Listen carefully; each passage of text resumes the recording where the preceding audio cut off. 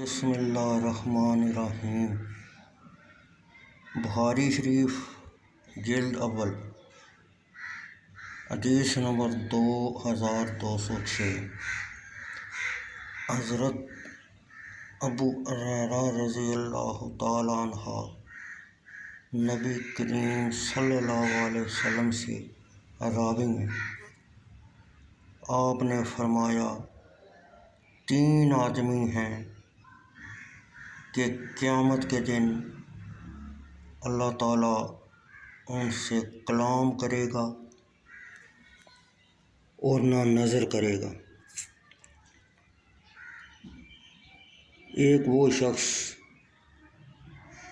جس نے سامان بیچتے وقت قسم اٹھائی کہ اس کی قیمت اس سے زیادہ مل رہی تھی، حالانکہ وہ اس بات میں جھوٹا تھا۔ دوسرا وہ شخص جس نے نماز عصر کے بعد مسلمان کا مال ہضم کرنے کے لیے جھوٹی قسم کھائی۔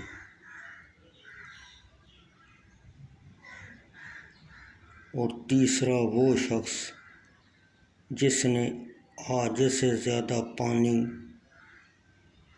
سے لوگوں کو منع کیا۔ تو اللہ تعالیٰ قیامت کے دن فرمائے گا، آج کے دن میں تجھ سے اپنا فضل روک لیتا ہوں، جیسے تم نے حاجت سے زائد چیز کو روک لیا تھا جو تیرے ہاتھوں سے نہیں کمایا تھا، بلکہ وہ رزق تھا جو اللہ تعالیٰ نے تجھے عطا کیا تھا۔ علی بن عبداللہ المعروف ابن مدینی نے کہا، سفیان بن عینیہ نے عمر بن دینار سے کئی مرتبہ بیان کیا